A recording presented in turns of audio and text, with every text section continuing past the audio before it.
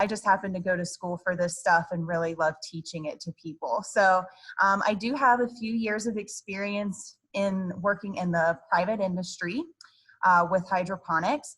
And I have employed a lot of the things that I've learned working through extension, because urban agriculture is becoming a really hot new topic. And while urban agriculture is not going to feed the world, urban agriculture can help to provide food to our urban areas. So that's why hydroponics is something that can be considered as an excellent option for growing some of your own food, whether it's for personal consumption or something that's more commercial. And we will get into all of that. So today we're going to define hydroponics. We will give a brief history of hydroponics, talk about why we would use hydroponics. Then we'll dive into the science of why we know that we can grow plants in water. And then we will talk about a tried and true method. I call it set it and forget it hydroponics, but the truth is researchers from the University of Hawaii are the ones that have demonstrated this practice. And it's something that you can be successful with year round if you are growing indoors using artificial lights, or you can be successful outdoors as long as you are growing in your active growing season for lettuce. It's a really simple and affordable method, so you can get your feet wet with minimal investment and with a small learning curve.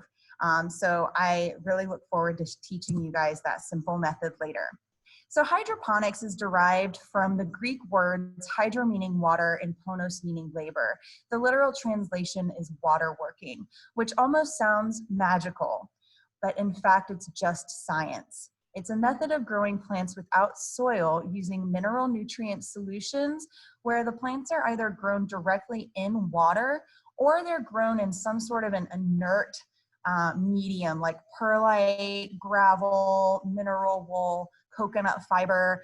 People get creative. There's pros and cons to all the different types of substrates that you can use. But those are some of the main ones that people employ in the use of hydroponics, and those are the two different ways that we grow hydroponically. Now, the history of hydroponics is really cool, and it goes back way longer than anyone would ever imagine. We have evidence written in text that the Hanging Gardens of Babylon were using hydroponic techniques in 600 BC, where the roots of plants were being bathed in nutrient-rich waters. Then in 1380, we actually have real archaeological evidence of hydroponics being employed by the Aztecs. You know, we hear about the Aztec Empire when we're going through school, and we hear about the history of maize, and we see that little pathetic picture of what maize used to look like and what we now see as corn. But we don't really learn that the Aztecs had this very sophisticated farming system using these like floating rafts where they would plant these gardens and water around their civilizations, and that nutrient-rich water would end up feeding some of their crops. So it's really quite fascinating and worthy of probably an entire lifetime of research. Then we fast forward to the 1800s. Humans got really excited to be working in the science lab, and we started to define all the different parts and pieces of plants, the form and function, how they worked, the chemistry behind it. And that's when we really figured out that as long as plants had the basic nutrients, they could grow in water. Fast forward to the 1930s, that's where a University of California professor coined the term hydroponics. I think that's kind of ironic, California. And in 1945, the US military used hydroponics as a form of national security and self-defense. And just like our attitude today is a very much spare no expense attitude when it comes to national security, even though hydroponics was incredibly expensive to employ back in 1945, when it came to getting our soldiers fresh produce when they were out in the middle of the Atlantic Ocean, the US military thought that it was important to invest in some alternative growing happening on Ascension Island in the middle of the South Atlantic Ocean. And these images here are actually depictions of what was being done back in 1945. And you can see in the picture in the bottom corner, that is the revitalization of that same project that happened many years ago that started back in 2019 last year. So really cool stuff. Just a few years after the US made that investment in the very expensive version of hydroponic growing, what was arguably the biggest advancement as far as making hydroponics more affordable happened, and that was plastic. Even though we probably see a little bit too much plastic littering our communities these days, plastic was a really huge piece of technology that allowed for the advancement of agriculture and medicine in a lot of ways. We've had further advancements in botanical research over the last number of decades, as well as new technologies and improved technologies like pumps, timers, plastic plumbing, solenoid valves, and artificial lighting. All of this has allowed for almost complete automation of our hydroponic systems. That is significant because labor is the most expensive thing associated with growing our food. Land is also a significant cost. So, benefits of hydroponics. You can grow the same yields using up to 95% less water and up to 80% less land. You have efficient fertilizer use, which is really significant, especially when we know that fertilizer is implicated in a lot of our water quality issues associated with our very urban societies in many cases. So limiting the amount that's leaving our agricultural systems is a huge benefit. And in hydroponics, we're not sacrificing productivity when we're doing that. A faster growth cycle is achievable. I just like to include that. It's not always reasonable, but with technologies and a lot of investment, that is kind of the future where we can optimize growing conditions so much so that plants can actually grow a little bit faster than if they were just at the mercy of nature. It's not really affordable for that to be happening right now, but you never know what techie, inventive people might be sitting in your classroom. And I think it's amazing that that could be the future of some of this production. You can be successful without the use of herbicides or weeding, and you can reduce the use of pesticides, and you can be successful with an organic regimen of pest control. But trust me, you will replace the weeding with cleaning your systems. So there's a pro and a con there. Hydroponics is successful on non-arable land, areas that have been polluted, areas with unsuitable climates, urban areas, indoors, can all be really successful. Rooftops. You can go vertical. So you can really increase your profitability or your productivity per square foot of space. So if you are a number cruncher, you're thinking about how much you can grow in a certain amount of space. In hydroponics, you can go up.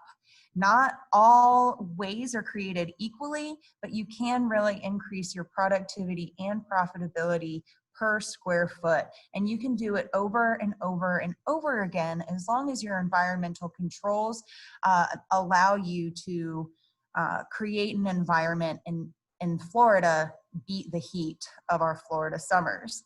Ultimately, you can create a self-sustained city-based food system with less strain on distant farms, transportation, carbon emissions, and habitat. And if we were in person and I could see you all, I can't even see our chat box right now, so I apologize, but I'd ask for your input on where you think the most hydroponics is happening in the world. The answer is Israel, and it is because they don't have that much water. So the ability to save water without sacrificing agricultural productivity is a huge advantage. So areas even in the southwestern United States like Arizona are really leading the charge as far as the US hydroponic production goes. So the global food situation. Our population is growing from 7 to like 10 billion people by 2050, and currently 1 billion people suffer from hunger. Habitat loss is considered the leading cause of the loss of biodiversity, and 38% of our Earth's surface is currently used for agricultural production.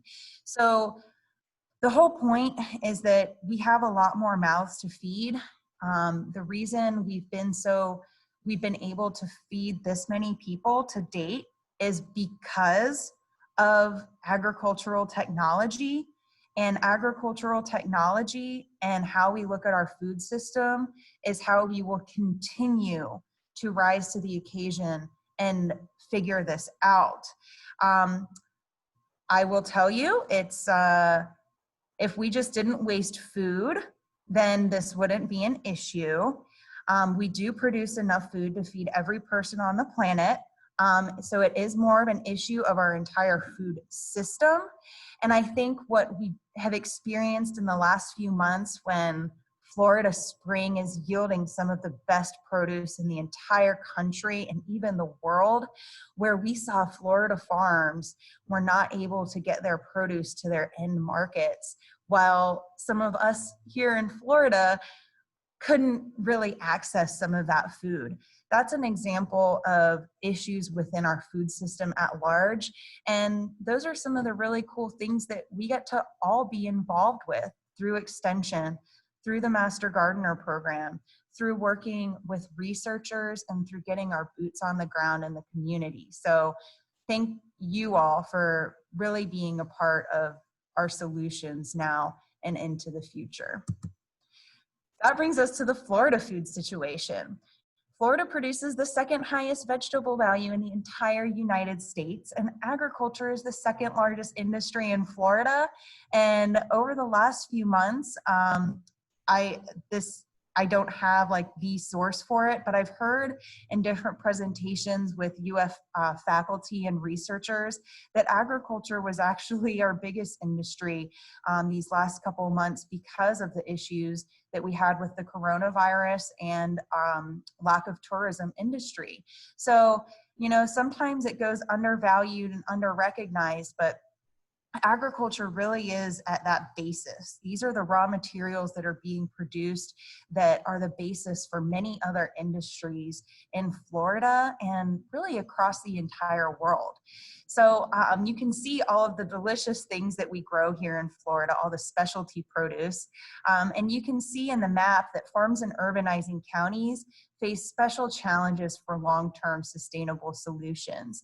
And I will say, you know, here in Orange County, we've been really lucky to have fantastic extension agents for many years before John and I have joined this team. And, you know, work from Dr. Tyson was really significant and kind of pushing the envelope forward and helping folks understand that there are alternative ways to do this, and that this is a really complex situation that we face here. But we really do need to consider how we're growing and how we're going to continue to feed the rising population while being profitable, while being socially equitable and just, and while respecting our environment and our gorgeous waters that we have all around the state of Florida. All right, so now we're going to dive into some of the science. This is really where I like to explain the basics of hydroponics. And you can get pretty creative just by understanding how you can be successful growing hydroponically. And it all starts with photosynthesis, the ultimate light diet. I can't hear any chuckles out there, but I'm hoping that some of you master gardeners appreciate bad jokes because plants really do eat light for all of their meals. Plants really need carbon dioxide, water, and sunlight. So you need to have good airflow. Your plants need to have an adequate amount of water. We need oxygen in that root zone still, and we need sunlight or an ample amount of energy from an alternative light source. And that is what will give our plants what they need to grow, to produce those sugars.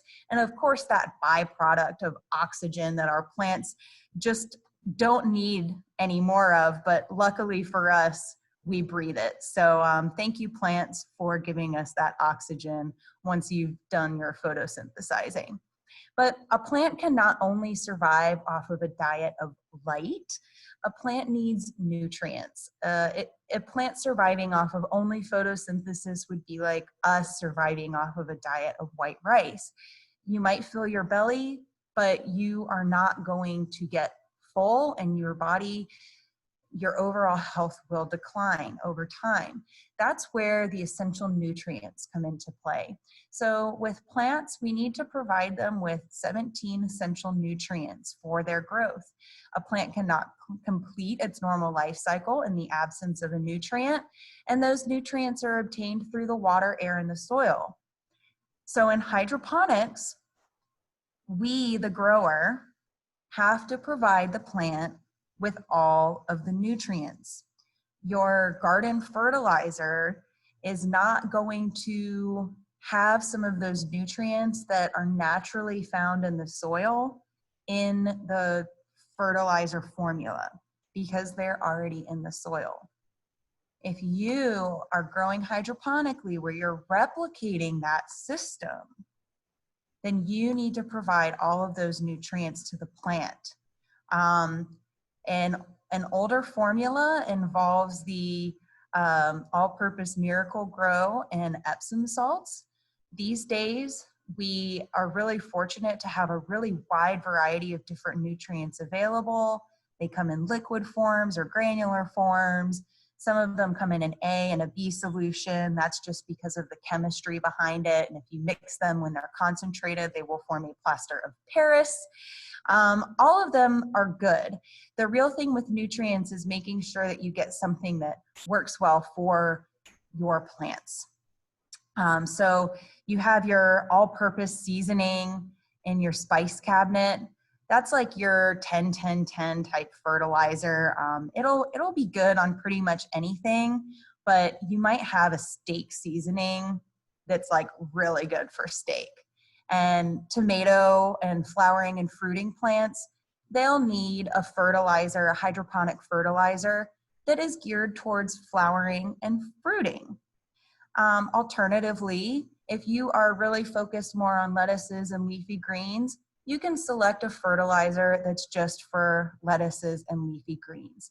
An all-purpose will still do a good job, but there are some nutrients that are a little bit more ideal based off of your goals as a grower. So we supply all the nutrients, and the pH must be balanced in order for nutrient uptake to occur. This is a much easier concept when working with Master Gardener volunteers because pH, it is that kind of tricky concept, but we all know that if the pH is not in the right range, even if the nutrients are there, the plant will just lock them out and will not take them up. In addition to having the light, water, and carbon dioxide and nutrients and pH balanced nutrient solution, we need to replace the job of the soil in hydroponics. So we need to provide some sort of a support or an anchor for the plant and for the roots so it can stay upright. And we need to remember to provide some airspace and oxygen for the plant roots. You know, in the soil, there are soil particles, but then there are air spaces between those particles. So when you see hydroponic systems that have those bubblers and things like that, those are all aimed at getting the adequate amount of air into the root zone so that we don't create an anoxic conditions where essentially life can't happen.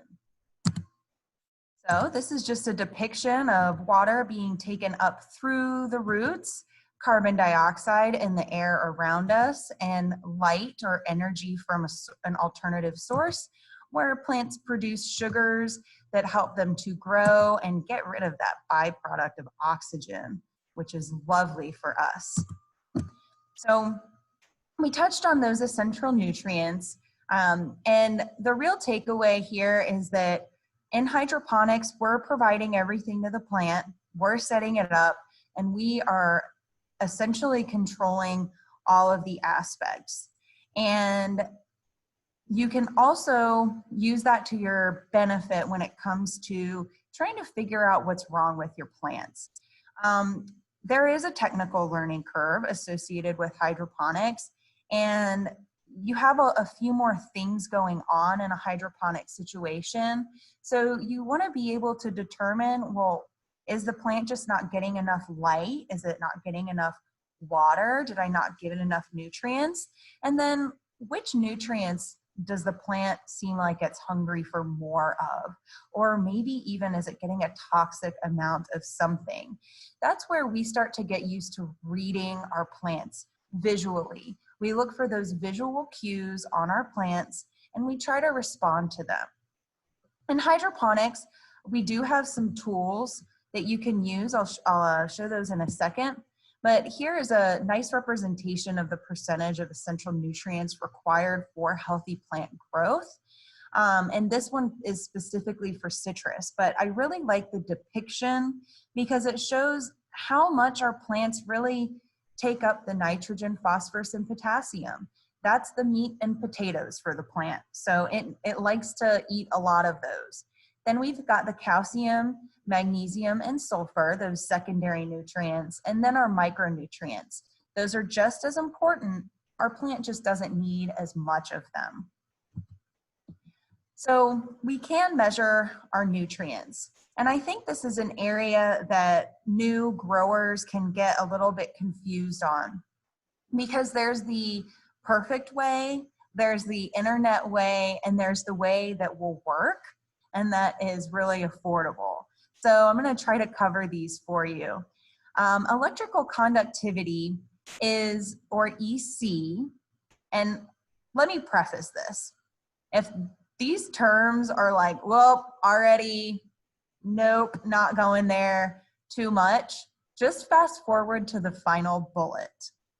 Read the label, okay? For those of you that are really curious and that get on the World Wide Web and start reading and learning all kinds of stuff, I want you guys to understand the little differences between EC and TDS because you will read about them as you're exploring more online.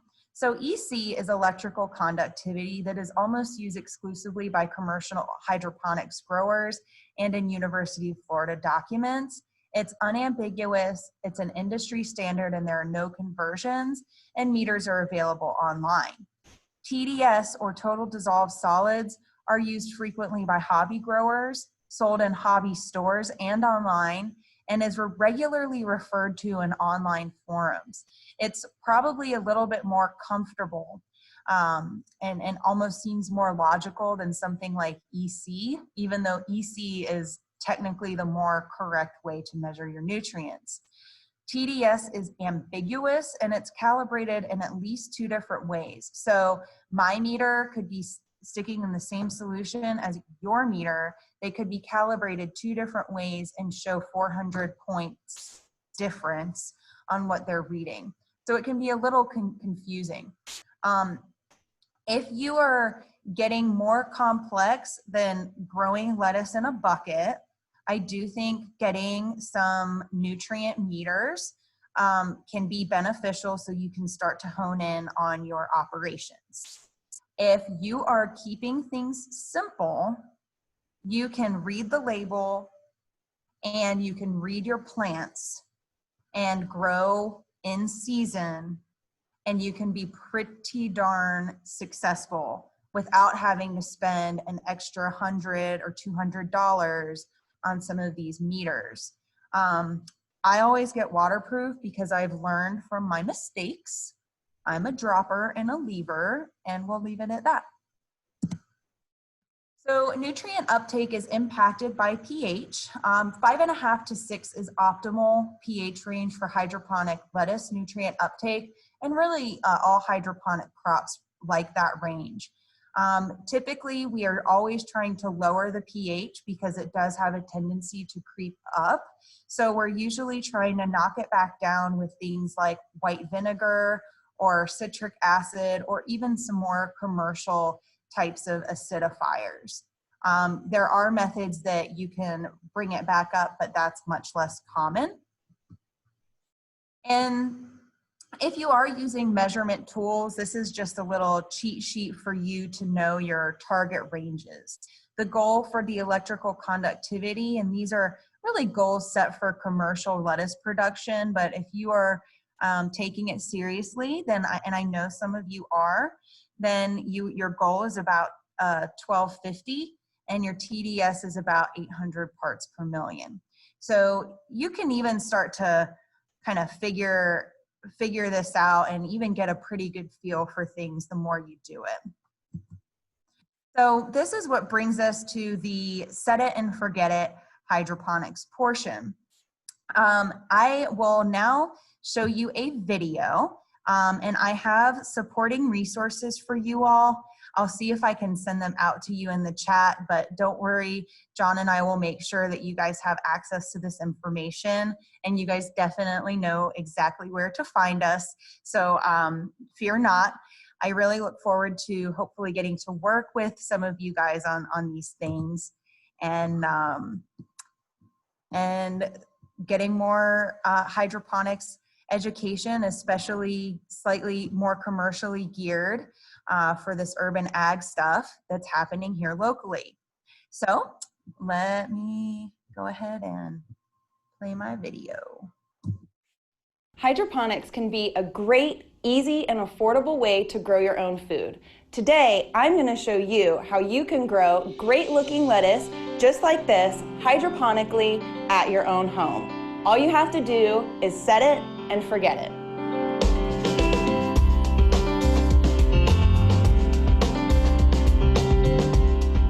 The first step for growing your hydroponic lettuce is going to be starting your seeds. Here, we're going to be using these Oasis grow cubes to get these seeds started. You're going to start by soaking those grow cubes in water and getting them completely saturated, just like this. Once your grow cubes are completely saturated, you can remove them and prepare them for planting with seeds. Today, we're going to be using green butter bib lettuce.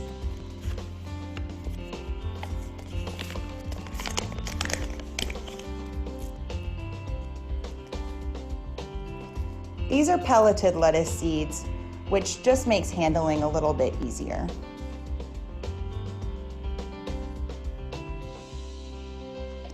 And with fresh seeds, you can just place one seed per cube. But if your seeds are a little bit older, it might be a good idea to place 2 per hole. Now that we've planted our seeds, they're going to be ready to germinate. So you're going to put them back into a container. We're going to reduce the amount of water in that container because we don't want the seeds to be completely flooded. But we do want them to have some water and some high humidity in there. So you can place those seeds in the container, cover it to keep that humidity high, and we're gonna wait about 2 to 3 weeks while these seeds turn into little baby seedlings, where we will then transplant them into our buckets. While your seeds are in germination, you're gonna have a little bit of prep to do. So right now, we are going to drill some holes in our 5-gallon bucket. We are using a power drill with a 2-inch hole saw drill bit to drill out the holes in the lid of our bucket. We're going to be drilling out 3 holes today so we can plant 3 heads of lettuce. It's good to stabilize the bucket and stabilize the drill using a little bit of pressure here. Just like that. When your lettuce seedlings are ready, it's going to be time for you to make your nutrient solution. There are going to be a few steps involved in making a proper nutrient solution for your lettuce. First, you're going to fill up your 5-gallon bucket with water, almost to the top, but not quite. You want to leave about 1 inch of space. That's going to provide the air which is necessary for your lettuce roots to grow successfully. In order to make a proper nutrient solution, we need to add nutrients to the water because that's how the plant can have a healthy, balanced diet. But we also need to balance the pH or the acidity of that nutrient solution so the plants are able to access those essential nutrients. These are some fancy meters that you can buy to measure your pH and the amount of nutrients in your hydroponic solution. But today, I'm going to teach you how to make those measurements with teaspoons and with very affordable pH strips. It's a good idea to go ahead and test the level of your pH first so you know where you're starting. We're going to use these very affordable pH indicator strips where you just put it in the water, lay it to compare the color, and you can see we have a pH of about 7 right now. That's neutral.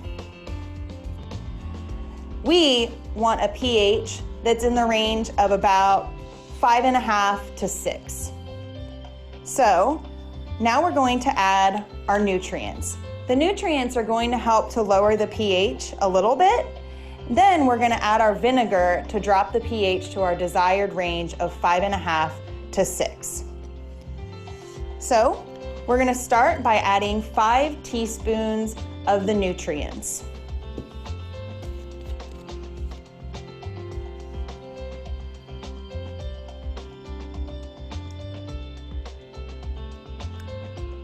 And now we're going to add 10 teaspoons of the vinegar. This is white distilled vinegar.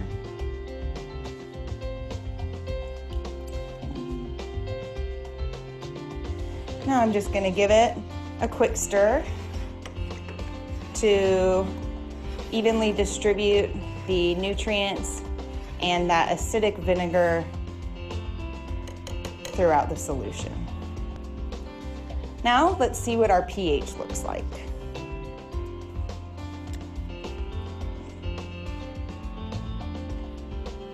Looks like we're right there between 5 and 6.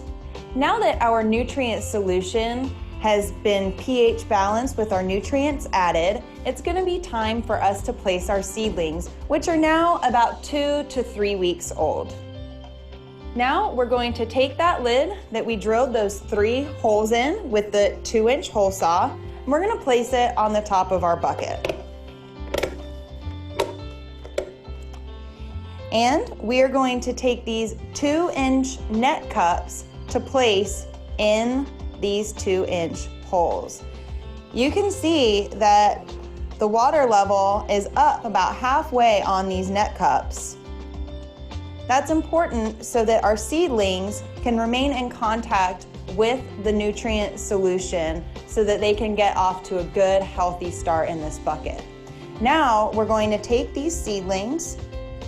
You can see they're already rooting out here, and we're going to place them right here into our nutrient solution. At this point, your lettuce is going to be ready to set outside in a sunny location in the whatever months are your lettuce growing season. Here in Florida, that's going to be in the fall, the winter, and the beginning of the spring, where your lettuce can grow happily and healthily outside. Your lettuce is going to be growing outside for about another 3, maybe 4 weeks, and then your lettuce is going to look like these examples over here. Now, the real trick with the success of set it and forget it lettuce is that those seedlings that you started over here are gonna push their little roots right down into the water and nutrients. And while your plant is actively growing and taking up that water and nutrients, that water level is going down. So you really can just set it and forget it. Now your set it and forget it lettuce is going to be ready to harvest. But don't forget to harvest it. I know your lettuce looks very beautiful and it's tempting to want to just show it off to everyone. But now you're going to want to harvest your lettuce so that you can enjoy what you've grown over the last few weeks. So here we're just going to take some scissors. We're going to harvest this whole entire head today, and we're just going to cut at the base of the lettuce plant.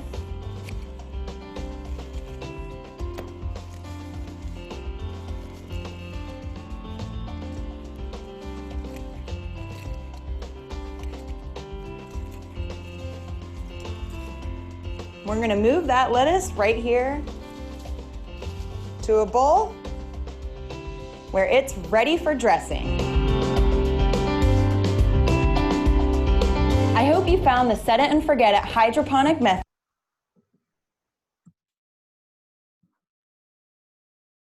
All right. Well, that was the video, and these are some images that have all been sent to me from successful participants. These are some folks here locally, and no, it's not just my mom doing this stuff, but there are a lot of folks that have enjoyed the success of this, and not only here in Central Florida, but success around the US, and even folks that have taken this technique on in different parts of the world. So I really love being able to teach this in such a simple way, and I look forward to being able to work with some of you who are more curious to get more advanced with these techniques. And I really look forward to working with the emerging commercial industry. Just the other day, I had the great pleasure of meeting with some growers that have a warehouse facility less than a mile from our extension office here in Orange County, that are growing using completely artificial lights and growing year round. They're called Calera. You heard Dr. Selena Gomez and Dr. Paul Fisher mention them a few weeks back, and their lettuce is now going to be available in Publix, as well as other providers. So it's a really neat story, because especially when we saw such an issue with our food this spring, being able to grow food locally and being productive beyond the seasons that usually give us those limitations is something that is pretty powerful. We've got lots of work to do, and thank goodness we have researchers like Dr. Gomez and Dr. Fisher working on those really tough questions, and can leave the fun stuff to us extension agents and Master Gardener volunteers to make sure that our community is getting the best and the latest and the greatest from UF-IFAS Extension. So thank you so much for joining me today, and I now would like to open this up to any questions.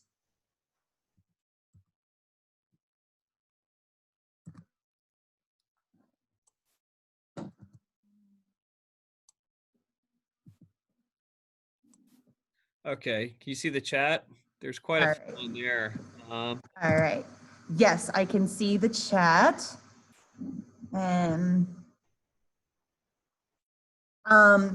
okay, so I see the question here on the highest vegetable value. That would be California, is way up there. But I think a lot of folks would only think California is up there. And really, Florida's vegetable value is so high because we are productive when everywhere else is still cold. So it's the same reason people enjoy that snowbird lifestyle, is the same reason that we can enjoy specialty produce at a time when the rest of the United States is still a little too chilly to be able to enjoy all of that delicious food. All right, so let's see. Why does pH tend to creep up? That can get to be a pretty complicated answer associated with how hydrogen behaves. But in general, our water is more alkaline here in Florida, typically. And as the plant is using up those nutrients, the water will tend to kind of, that buffering power will kind of take over, and the pH just tends to creep up. I will tell you, I like to teach with lettuce for a reason. It's because lettuce is pretty foolproof, and you know, squirrels can eat it and deer, but otherwise lettuce is not too picky. And I've had plenty of success with lettuce, even if the pH does increase beyond what we would typically recommend for lettuce. Why correct the pH and then add the nutrients? That is a really great question.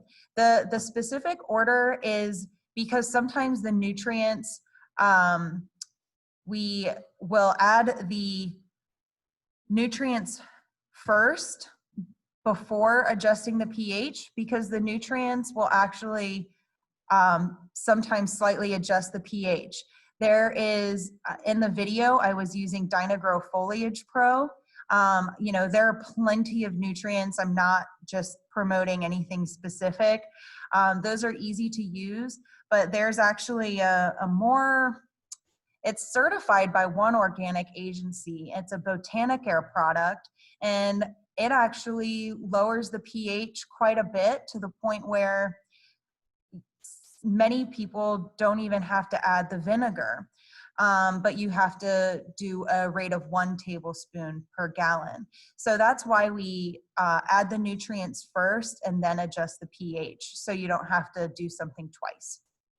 So no need to rinse newly harvested plants. Janie, yeah, I'm a bad example when it comes to that. You should always go ahead and wash your produce when it comes to that. You know, I sometimes enjoy just picking that fresh tomato right off the plant and eating it. But the truth is, yeah, food safety is a huge deal, and lightly, you know, giving your produce a nice little rinse before you consume it is absolutely the best method. So as long as no one tattles on me to our FCS agents in the office, I should be good. But thank you for mentioning that, Jamie. You are right. You should rinse your produce. Do the nutrients from vinegar remain at a stable mix the entire time, or do they settle to the bottom? Max, that is the classic answer of it depends. If you're using a granular nutrient solution, you probably will see some stuff settle out a bit more. That's why I think for people who are new to hydroponics, using a liquid nutrient solution has some advantages because it just goes into solution and you don't have an issue with settling. But in more commercial situations, you are going to have more constant agitation. That's why you'll see that you know, most hydroponic systems do have pumps and aerators. What I showed you today is a simple system that does not require all that extra stuff to keep the water moving. But yeah, as you get more advanced, you do want to have all the water and nutrients moving around for a few reasons: for oxygenation, so things don't settle out. And yes, evaporation can be a problem. I don't think it's going to be a big issue in your bucket unless you're growing when it's starting to get too hot. I have seen, as things do start heating up a little bit, you might need to top off until, you know, your roots have to get in contact with the nutrient solution. Once your roots are in contact, they'll chase the nutrient solution down. But evaporation can be an issue if it's still a little toasty, but in the middle of December, not really a problem. Commercial hydroponics, you should cover your tanks because evaporation is a much bigger issue when you're dealing with 500 gallons as opposed to 5. All right. Continuing. For a growing medium, can perlite be mixed with vermiculite? Yeah, absolutely. People get really creative with making their own mixes. Vermiculite is something common for germination mixes. And, you know, sometimes cost or even availability will ultimately dictate your decisions on how you might mix certain products. But yeah, perlite could be mixed with vermiculite, or you could just use perlite only in some situations. Can you grow indoors with artificial light? Thank you. That's a great question. Yes, and actually the lettuce that was shown in that video was all grown in my office when I was up in Seminole County under an artificial light. I have some blogs on this stuff, and then there's a very recent video that Dr. Paul Fisher made. If for those of you that want to get really nerdy with this stuff, he really gets into some of the details of light, but he explains it in a really user-friendly manner. But yeah, a high output fluorescent, a T5 high output fluorescent will do the trick for your lettuce. And there's some great new LED technology. Dr. Gomez showed some really cool systems, even sold through IKEA, that are working with those artificial lights. So you can absolutely grow with an artificial light. I would add a fan lettuce sometimes gets tip burn, and it happens more so inside. That's an issue associated with airflow and calcium. So if you see some tip burn, that's usually what it's associated with. All right, I do have a link for your video, or for the video. I will get with John once we're done today, and I will make sure that that you guys can access the video link and the blog, and share that video, y'all. It has gone around the world, and I would love to make sure that our folks here in Orange County are privy to the local information that we have coming right out of our own extension offices, and hopefully we can do some in-person stuff here this winter and maybe get to offer some of these classes to the general public. And I would love to work with you guys on some of that. If not this year, next year, we'll do it sometime. How long does it take from putting seedlings in the solution to harvest? It depends on the total amount of light. Some people will harvest as quickly as 3 weeks. Some people will take as long as 6 weeks.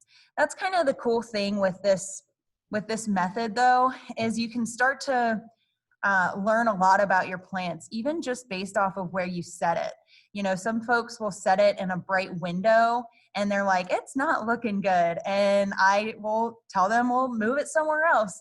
And you can actually see the behavior of your plant changing, and you become a much better horticulturalist while being able to observe some of these nuances and responses of your plant.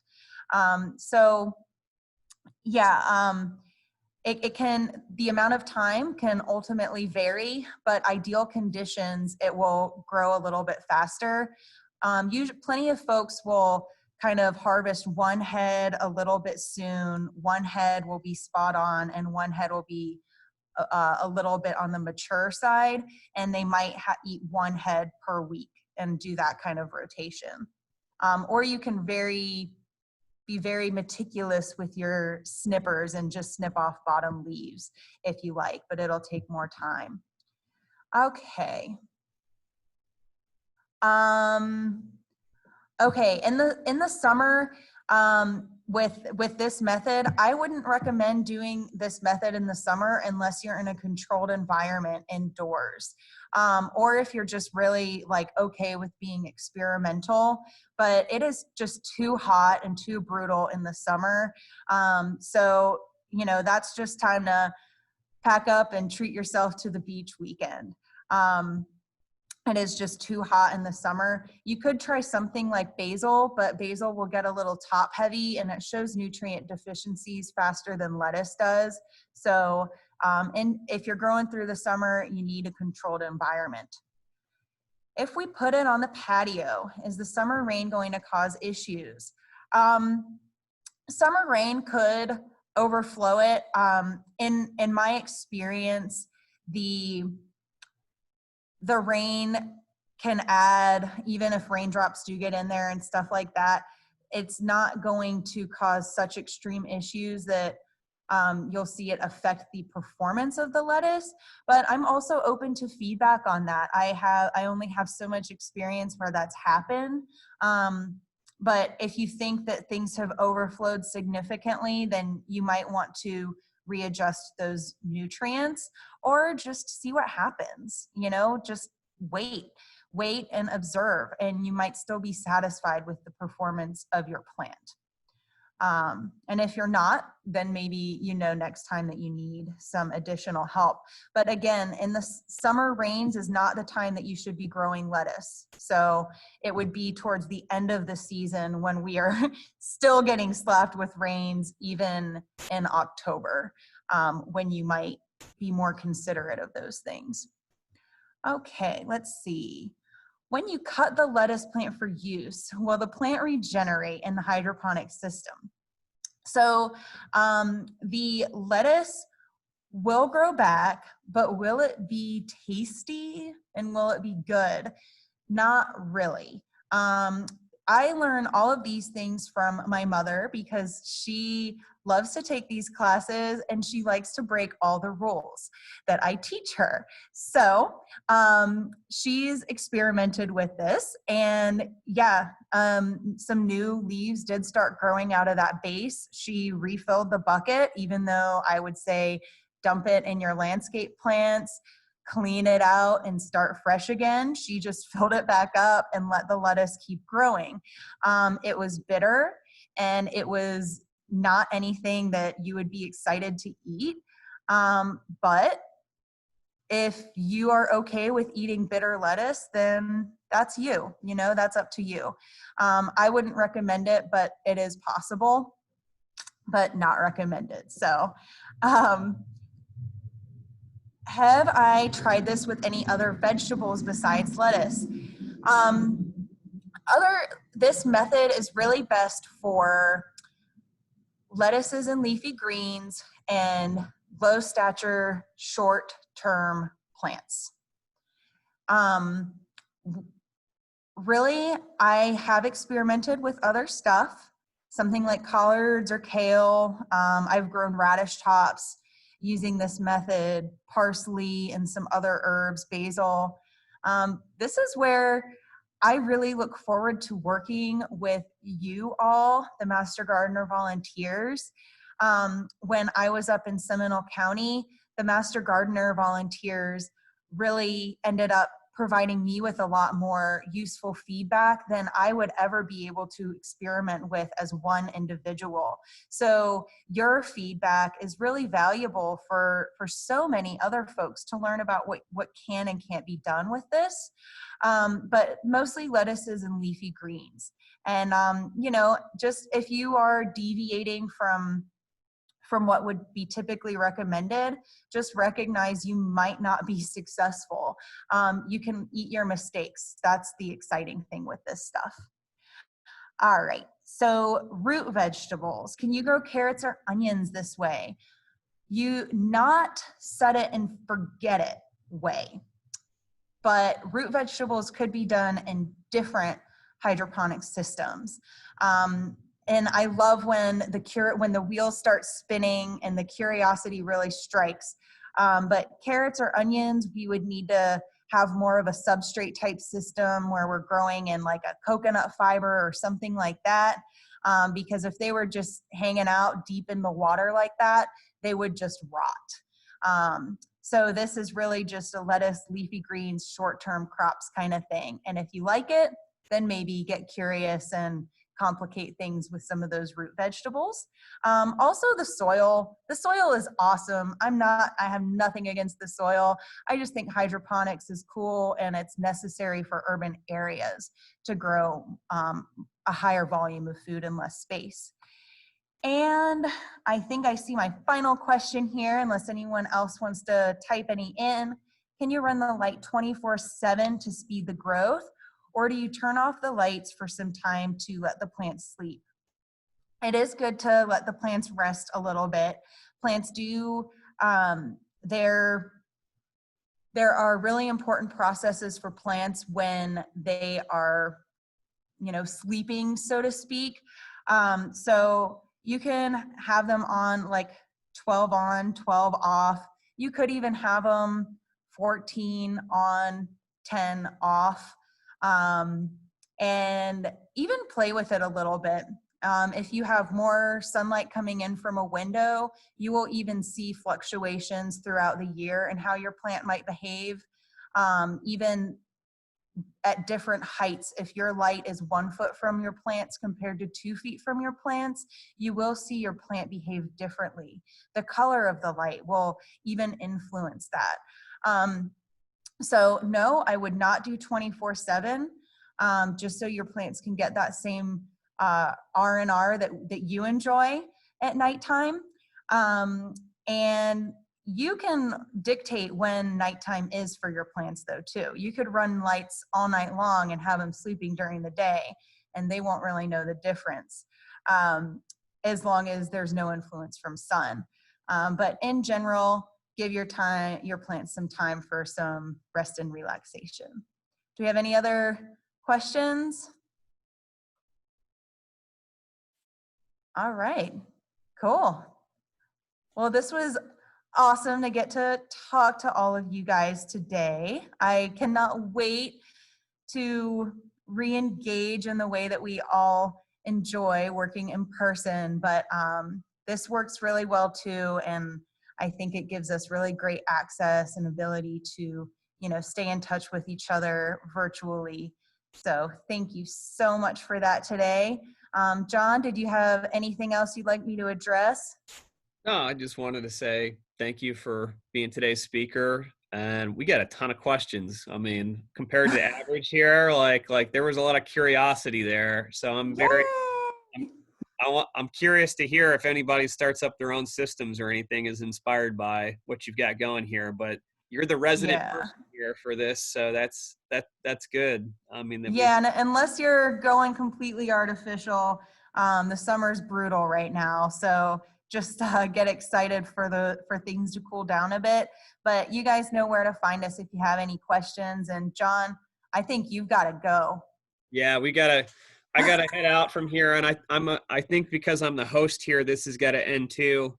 So I Okay. just wanted to let everybody know, no, all members meeting this week. We'll continue to be continued for next week. And outside of that, yeah, just keep that in mind, and I'll see you all then. So thank you, Hannah. It was a awesome Thank presentation. you. Thanks, guys.